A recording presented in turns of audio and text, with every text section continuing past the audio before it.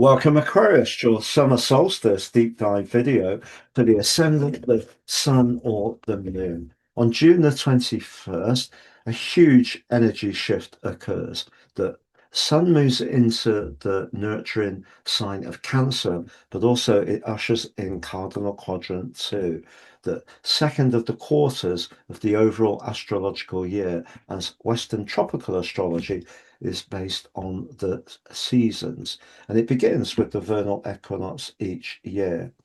So Cancer, of course, is a sign that's very much about nurture, home, family, being much more comfortable and at ease in our environment. But how will it play out for you? If you are in the southern hemisphere, of course, it is the winter solstice, the shortest, not the longest day. Western tropical astrology is a Mediterranean construct, and that's why I've said the summer solstice.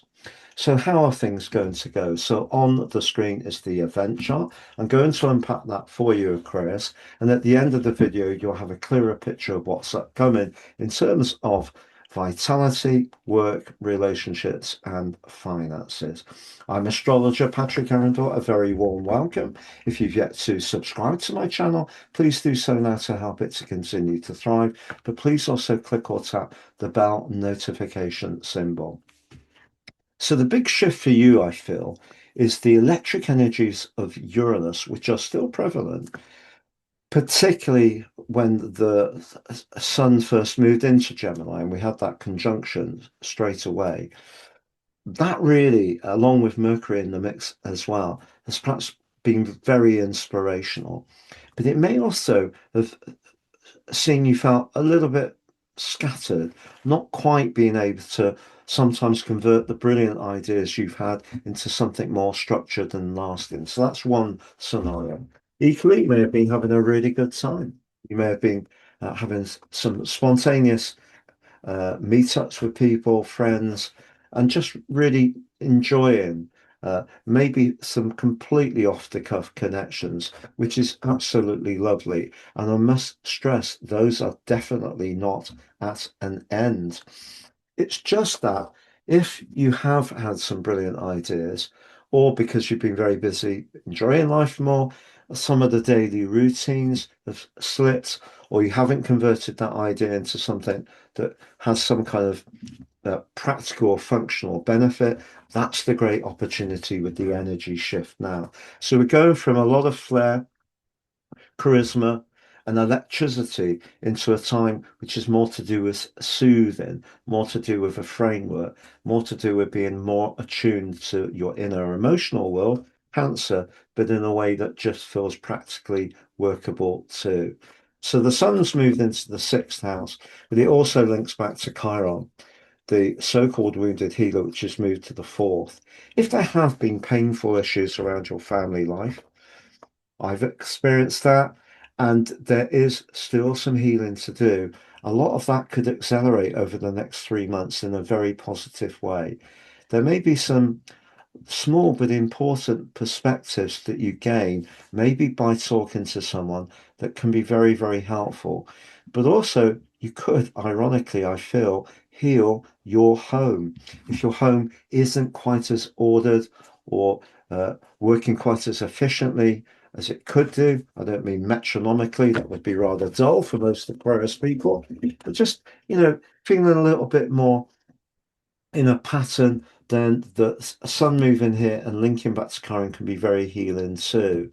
You can see the sun also forges a beautiful link to the North Node, as does the Chiron, as Chiron does, and the North Node in the second house has been asking you over the last near to 18 months to just trust the process when it comes to the foundations of your world and where that will lead. Now, of course, the ruler of the sign of Cancer is the moon. The moon's in the deep and perceptive eighth house, but it's in a lovely link with Mars. And they're both linking back to Mercury and Jupiter in sextiles. So that's a lovely, lovely energy. So you can see watery house 4, watery house 8, practical house 6. Mars can be about desire and thrust and action. The moon can be more about receptiveness and emotional perceptiveness in the eighth house, can be a bit nervous, perhaps, maybe a bit of a perfectionist in Virgo. But I thought that Jupiter and Mercury just lighten things. So, if you are someone who works with people, collaboration, but in a very supportive way, can be something that comes into your life more in a very upbeat manner over these next 3 months. But there's no doubt about it, if you're still wanting to be playful and have a more mischievous social life, well, Uranus is still linking to Venus beautifully and still linking to Pluto. So Pluto in the first house is really about transforming one's individuality. The fifth house is more showcasing and having the confidence to step into that social world. But Pluto opposite Venus is an intriguing aspect. So there may almost be a mesmeric connection that happens for you over the next 3 months. The sixth house can be about the supermarket, it can be about the health club, the health spa, the swimming club, whatever, those practical areas, particularly the Cancerian energy. You could get talking to someone and suddenly you're having a bit of a giggle. But I feel that you're wanting to get things working and just feeling more comfortable and cozy. And why not? That's a lovely thing to achieve. So, what is the catch? Well, Uranus is still in the T square with the nodal axis. So, I don't think this is the best of times to be too spontaneous about risk as far as resources. The fifth house can be about speculation. Uranus, of course, can make brilliant decisions, but sometimes it can go so quick we can't really keep up. And with the Sun in a square with Neptune, that could be potentially a bit draining if you're either too virtuous, trying to get too fit, or perhaps are not really being quite disciplined enough, because Neptune can just erode the thinking around the process of actually then being more, getting stuck in and getting the details, whether it's clearing up one's personal paperwork, catching up on whatever submissions that need to be made, making sure that if you've got a pet, the inoculations are up to date, mine needs doing. And if there are appointments, they are kept in a timely and accurate way. And just to say, Saturn, your traditional ruler, is in a very strong link with Venus. So if you are in a relationship where you do help each other, you are very supportive, you share the domestic heavy lifting, I think your relationship will get stronger. So I'm going to summarize those 4 areas of vitality, work, relationships, and finances next, Aquarius. If you followed me for some while, you know that I've sold my personal horoscopes for buy two, get 30% off for years. Because of the cost of living increases, I'm trying to do my bit. So now it's get 3 for the price of 1, 3 for the price of 1. The one you pay for, your life roadmap report. Helps us to understand the patterns that play out in our lives, get a more intimate understanding of how to work with those energies better. Create your 12 months transit forecast and also your draconic soul karmic analysis, which can change your natal chart a lot. Please see below for more. If you'd like to watch the Jupiter No More Blocks video, which has been phenomenally successful, or the Gemini New Moon video, please click on the italic I information eye on the screen. If you'd like to work with me one-to-one, it'd be an absolute pleasure. Please see my testimonials below. And if you've yet to sign up for your free daily written horoscope, find your device each morning for your everyday celestial pit stop, you can do so below too. So, energy. Energy in terms of what decisions we make is the sixth house.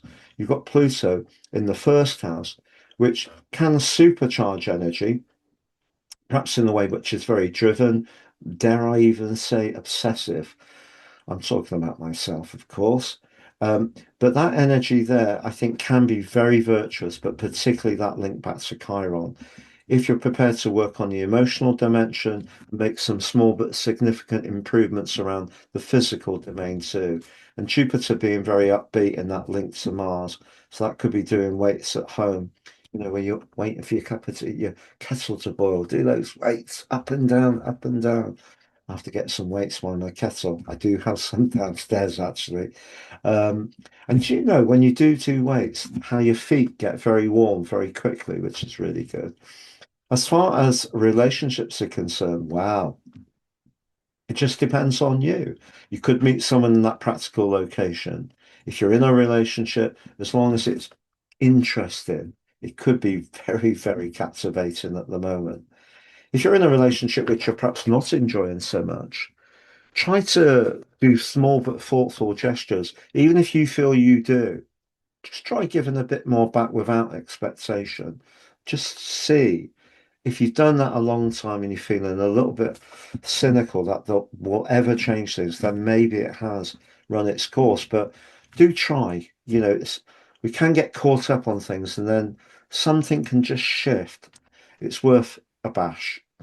So, as far as money's concerned, I wouldn't be too speculative with your resources, even though Jupiter and Mercury can be very good for business. So if you're doing anything that offers a very practical service and you're selling online or whatever, I think you could do very well. If your job requires you to be, upbeat, you know, taking on things with gusto, I think you'll do fine. It's been a real pleasure being with you, Aquarius. Thank you so much for joining me. All the best. And don't forget those weights.